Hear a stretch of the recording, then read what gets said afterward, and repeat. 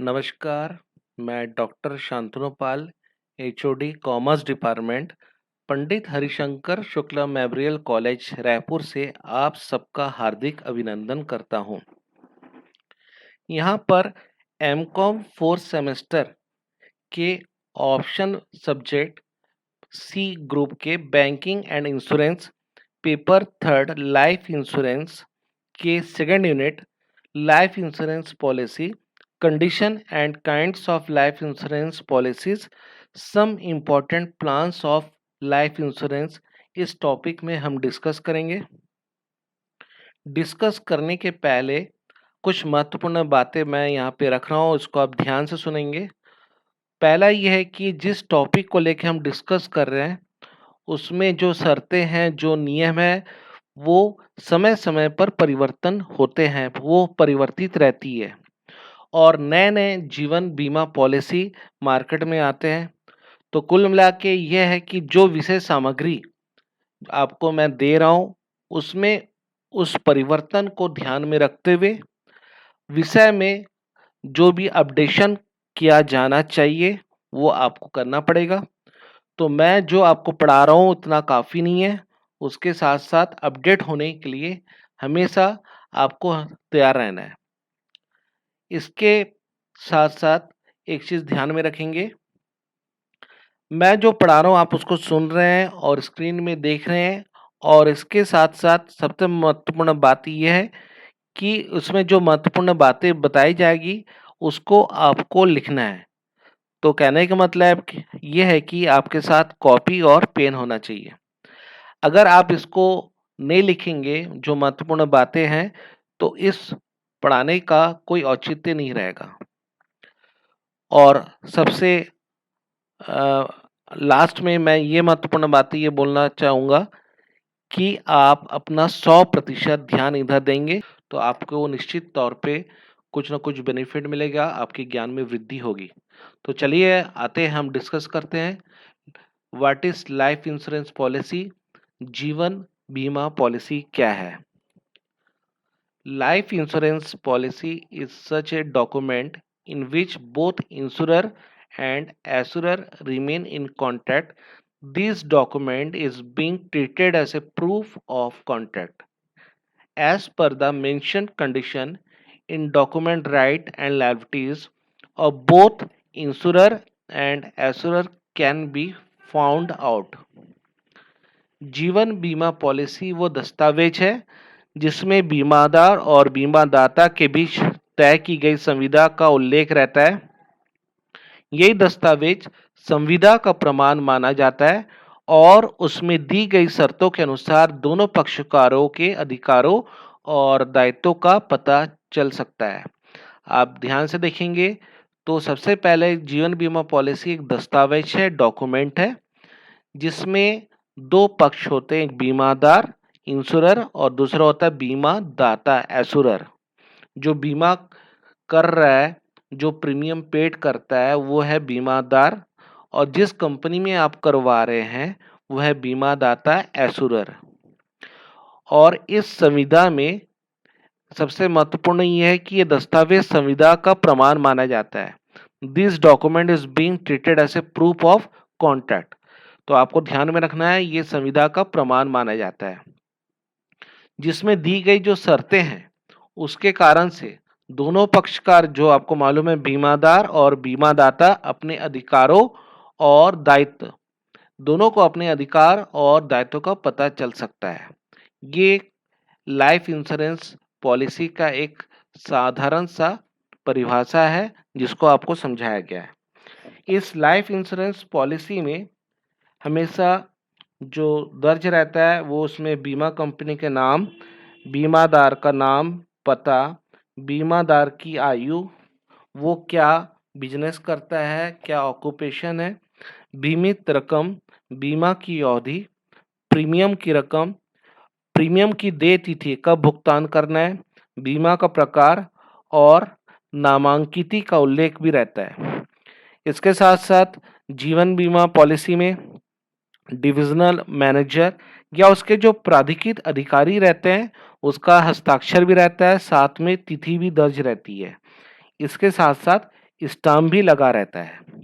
ये कुल मिलाकर ये हो गया जीवन बीमा पॉलिसी का संक्षिप्त परिचय। अब आगे आते हैं हम जीवन बीमा पॉलिसी की शर्तें, condition of life insurance policy. जब भी इसके बारे में हम सोचेंगे तो इसमें पहला आपका आएगा कंडीशन रिगार्डिंग प्रीमियम, प्रीमियम संबंधी शर्तें को ध्यान में देना है। दूसरा है कंडीशन रिगार्डिंग करंट पॉलिसी, जो पॉलिसी आप ली है उसको बोलेंगे चालू पॉलिसी, उसकी क्या क्या शर्तें हैं ध्यान में देना है। इसके बाद थर्ड है कंडीशन रिगार्डिंग लैप्स पॉलिसी, कालातीत पॉलिसी संबंधी शर्तें। फोर्थ है condition regarding repayment of asset sum, बीमित रकम के भुगतान संबंधी शर्तें, जो आप राशि पॉलिसी ले रहे हैं उसका भुगतान कब होगा क्या होगा उस संबंधी शर्तें हैं। चलिए आते हैं हम इसका विस्तृत अध्ययन करने के लिए हम प्रथम जो बिंदु है उसमें चर्चा करते हैं। फर्स्ट पॉइंट है कंडीशन रिगार्डिंग प्रीमियम, प्रीमियम संबंधी शर्तें। उसके अंदर में है 1.1 फर्स्ट पॉइंट है पेमेंट ऑफ प्रीमियम, प्रीमियम का भुगतान। सबसे पहले एक सवाल उठता है कि प्रीमियम क्या है। जीवन बीमा कराने वाले को बीमा सुविधाओं का मूल्य अग्रिम देना पड़ता है, इसी अग्रिम मूल्य को प्रीमियम कहा जाता है। आपने देखा होगा बीमा एजेंट कभी भी बीमा पॉलिसी तय करने के बाद उस ये पूछते हैं कि उम्र क्या है और कितनी अवधि के लिए आप ले रहे हैं, इसके आधार पर वो प्रीमियम का राशि निश्चित करता है। हमेशा ध्यान में रखेंगे प्रीमियम की दर प्रति हजार बीमित राशि पर घोषित की जाती है और उसमें किस्तों की भी सुविधा रहती है। ये किस्त आप वार्षिक भी दे सकते हैं, छमाही भी दे सकते हैं, तिमाही भी दे सकते हैं या मासिक भी दे सकते हैं। किस्तों के बारे में कुछ महत्वपूर्ण बातें आपको जानना बहुत जरूरी है। निगम द्वारा वार्षिक किस्तों पर प्रति हजार बीमित राशि पर 75 पैसे की छूट दी जाती है। LIC ये है वो हमेशा ध्यान में रखेंगे 1000 के पीछे आपको 75 पैसे की छूट दे रही है जब आप किस्तों का भुगतान वार्षिक करेंगे। वार्षिक के जगह अगर छमाही भुगतान करेंगे प्रति हजार बीमित राशि पर आपको 50 पैसे की छूट दी जाएगी। साधारणतः ये देखा गया है कि मासिक किस्तों पर सामान्य दरों से 5% अधिक प्रीमियम ली जाती है। वेतन बचत योजना को छोड़कर सभी भी जितना बीमा पॉलिसी है उसमें 10 रुपए से कम की प्रीमियम किस्त नहीं होती है। ये सब ध्यान से आप सुनिए और उसको राउट डाउन कीजिए। मासिक प्रीमियम भरने की सुविधा 1000 रुपए से कम बीमित वाले पॉलिसी पर कभी भी नहीं दी जाती है। विशुद्ध बंदोबस्ती बीमा, बाल विलंबित बीमा पत्र और परिवर्तनीय अवधि बीमा पॉलिसी पर मासिक और त्रैमासिक प्रीमियम की किस्तें भरने की सुविधा दी जाती है। अब आते हैं प्रीमियम के संबंध में। भारतीय जीवन बीमा अधिनियम धारा 41 का कड़ाई से पालन करता है। इसमें क्या है, जो आप पॉलिसी ले रहे हैं उसके प्रोस्पेक्टस में कोई भी छूट या रिबेट के बारे में दिया है, उल्लेख है, तो वो छूट आपको दिया जाएगा। अगर एजेंट आपको ये बोलता है कि प्रीमियम आपका होता है 5,000 रुपये, उसके स्थान पे आप 4,500 रुपये दीजिए, बाकी 500 रुपये मैं एडजस्ट करूंगा, ये पूर्णतः गलत है। कुल मिला के वो अपने कमीशन की राशि में से कुछ राशि वहां पे समायोजित कर रहा है। बीमादार को कितना देना चाहिए? 5,000 रुपये। एजेंट बोल रहा है 4,500 रुपये, जबकि उसके प्रोस्पेक्टस में ऐसे कुछ लिखा नहीं है। तो अंडर सेक्शन 41 के हिसाब से 40 के हिसाब से ये टोटली इलीगल है, गैर कानूनी है। बीमादाता को 5,000 रुपये देना चाहिए, उसमें कुछ भी प्रकार की छूट नहीं लेना चाहिए। अप्रत्यक्ष रूप से ये कह सकते हैं कि जो एजेंट है उनको कमीशन में ना तो कुछ समायोजित करना चाहिए, उसके लिए प्रीमियम में ना तो कुछ कम करना चाहिए और ना तो कमीशन में कुछ एडजस्टमेंट करना चाहिए। तो ध्यान में रखेंगे, कभी भी प्रीमियम भुगतान करते समय पूरा प्रीमियम भुगतान करेंगे, और अगर उसके प्रोस्पेक्टस में लिखा है कि छूट है तभी आप लेंगे। ये धारा 41 के तहत है। अब आते हैं भुगतान की तिथि। जिस तिथि को आप प्रीमियम भुगतान करेंगे तो वो भुगतान की तिथि माना जाता है। लेकिन आप चेक जमा करने की अवधि में जिस डेट को चेक आप जमा कर रहे हैं, अकाउंट पे चेक जमा कर रहे हैं, तो उसके अकाउंट में जब पैसा आता है, एलआईसी के अकाउंट में जब पैसा आता है, उस तिथि को माना जाता है प्रीमियम की तिथि, कि उस तिथि को आप भुगतान कर रहे हैं। अब पेमेंट ऑफ प्रीमियम के बारे में हमने विस्तृत से चर्चा की है, और उसके द्वितीय जो पॉइंट है डेज ऑफ ग्रेस, अनुग्रह अवधि के बारे में हम चर्चा करते हैं। अनुग्रह अवधि क्या है, इसको ध्यान से सुनेंगे। प्रीमियम भुगतान करने के लिए एक तिथि रहती है, इसके अलावा भी अतिरिक्त कुछ समय दिया रहता है। अतिरिक्त समय जब दिया रहता है तो वो बीमादार की सुविधा के लिए, उसमें ध्यान देंगे वार्षिक, अर्धवार्षिक और त्रैमासिक प्रीमियम, इसमें अतिरिक्त 30 दिन की सुविधा दी जाती है। अगर कोई बीमादार भुगतान नहीं कर पा रहा है तो उसको एक्स्ट्रा 30 दिन का समय मिलता है। जब मासिक के बारे में बात करते हैं, मासिक अगर वो किस्त भरता है तो उसमें केवल 15 दिन की सुविधा दी जाती है। तो ये है आपके लिए अनुग्रह अवधि, डेज ऑफ ग्रेस। इसमें ध्यान में रखेंगे कि अनुग्रह अवधि, डेज ऑफ ग्रेस जिस दिन को खत्म हो रहा है, वो अगर छुट्टी के दिन है, किसी कारण से रविवार या सार्वजनिक छुट्टी है, तो नेक्स्ट जो वर्किंग डेज है, अगला जो कार्यशील आपकी तिथि है जिसमें वर्किंग होगा, उस डे को हम काउंट कर सकते हैं। ये आपको सुविधा मिल सकती है। अगर मान लीजिए कोई बीमादार को उसने प्रीमियम का भुगतान नहीं किया और अनुग्रह अवधि, डेज ऑफ ग्रेस के दौरान उसकी मृत्यु हो गई, तो होगा क्या, जो पॉलिसी की रकम में से प्रीमियम की राशि को घटा दिया जाएगा। प्रीमियम की राशि घटाने के बाद वो प्रीमियम की राशि जो उसको पेमेंट करना था बट उसने पेमेंट नहीं किया। सपोज पॉलिसी की रकम है 5 लाख रुपए और प्रीमियम उसको पड़ता है सपोज 25,000 रुपए, तो 5 लाख रुपए में से 25,000 घटाने के बाद उसको भुगतान होगा 4,75,000 रुपए। इस प्रकार अनुग्रह अवधि में अगर कोई केस होता है तो इस प्रकार से उसका निपटान किया जाता है। इसके अलावा जीवन बीमा पॉलिसी में अगर प्रीमियम का भुगतान नहीं होता है तो ये माना जाता है कि अनुग्रह अवधि में अगर नहीं होता है तो उसको कालातीत माना जाता है, उसको लैप्स माना जाता है। लेकिन नियम हमेशा परिवर्तनशील है। तो नए नियम के हिसाब से जीवन बीमा पॉलिसी लेने वाले के लिए अच्छी खबर यह है कि किसी कारण से 1 या 2 किस्त देने के बाद प्रीमियम का पैसा अगर जमा नहीं कर पा रहे हैं तो पॉलिसी उसका लैप्स नहीं होता है। पॉलिसी का टाइम, उसकी जो पीरियड है वो खत्म होने के बाद जितना पैसा जमा है उसी के आधार पर कुछ कटौती करके बाकी पैसा उसको रिटर्न मिल जाता है। इस प्रकार हमने चर्चा की डेज ऑफ ग्रेस, अनुग्रह अवधि के बारे में। इसके बाद हम चलते हैं द्वितीय बिंदु में, कंडीशन रिगार्डिंग करंट पॉलिसी, चालू पॉलिसी संबंधी शर्तें। इसमें जो फर्स्ट पॉइंट है इनडिस्प्यूटेबिलिटी ऑफ पॉलिसी, पॉलिसी की निर्विवादिता, अर्थात निर्विवाद होना चाहिए। 1938 से पहले कोई व्यक्ति अगर भूलवश या त्रुटिवश कोई सूचना या जानकारी पॉलिसी के लिए जो प्रस्ताव पत्र भरते थे उसमें अगर गलत भर देता था तो उसको सुधार नहीं कर सकते थे, सुधारा नहीं जा सकता था, गलत को शुद्ध नहीं कर सकते थे।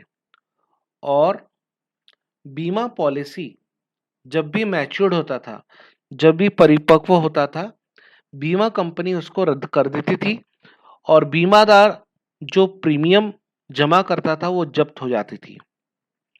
ये व्यवस्था 1938 के पहले थी। उसके बाद Indian insurance act under section 45 धारा 45 के अंतर्गत पॉलिसी की निर्विवादिता के बारे में कुछ नियम बनाया गया जो आपको ध्यान से सुनना है। बीमा कंपनी के 2 वर्ष के अंदर बीमा कंपनी को किसी असत्य का पता चले, किसी छुपाव का पता चले, तो इस आधार पर बीमा पॉलिसी को व्यर्थ घोषित कर सकती है। बीमा पॉलिसी है उसका क्या हो जाएगा, टोटली शून्य घोषित हो जाएगा। 2 वर्ष के अंदर का ये नियम है। अब उसके बाद ये सोचना है कि 2 वर्ष के पश्चात बीमा कराने के 2 वर्ष पश्चात यदि बीमा कंपनी को ये ज्ञात होता है कि बीमादार ने जानबूझकर बीमा कंपनी को धोखा देने के उद्देश्य से कोई असत्य कथन दिया था या छिपाया था, इस आधार पर पॉलिसी व्यर्थ करने से पहले बीमा कंपनी को बीमादार के इस दोष को सिद्ध करना होगा। ये नियम 2 वर्ष के पश्चात का है जिसमें बीमा कंपनी को सिद्ध करना होगा। यदि कंपनी इस दोष को सिद्ध कर नहीं सकती, करने में असमर्थ है, इसको ध्यान से सुनेंगे, यदि कंपनी इस दोष को, बीमादार के दोष को सिद्ध करने में असमर्थ रहती है, तो बीमा असत्य कथन पर आधारित होने के पश्चात भी चालू रहेगा, तभी ये पॉलिसी निर्विवाद रहेगा, इसमें किसी भी प्रकार की कोई विवाद नहीं रहेगी। अब आते हम द्वितीय बिंदु में।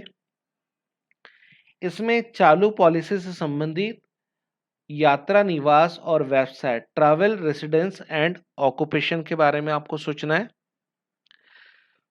कुछ वर्षों पहले बीमा पॉलिसी में ये शर्त रहती थी कि बीमादार अगर ऐसी जगह पे है जो स्वास्थ्य के लिए अनुकूल नहीं है, अस्वस्थप्रद है, अगर कोई बीमादार ऐसी देश में जाता है जहां अशांति है, वो देश युद्ध में लगा हुआ है, ऐसी व्यवसाय करता है कोई बीमादार जो जोखिमपूर्ण हो, जैसी सेना में काम करता हो या कोयला खान में काम करता है, हवाई जहाज में है, सामुद्रिक जहाज में है, तो उस कंडीशन में बीमा कंपनी को सूचना देनी होती थी। अन्यथा जो संविदा है वो क्या होता था, रद्द हो जाता था। अब नए नियम के हिसाब से जीवन बीमा निगम के पॉलिसी करते समय इस प्रकार का कोई भी प्रतिबंध नहीं है। अब आते हैं हम पॉलिसी पर ऋण के बारे में चर्चा करने के लिए। तृतीय बिंदु है पॉलिसी लोन है। आपको मालूम है बीमादार को कई बार आवश्यकता होती है ऋण लेने के लिए, उसके लिए एक अच्छा माध्यम है पॉलिसी, लेकिन इसके लिए कुछ नियम कानून है।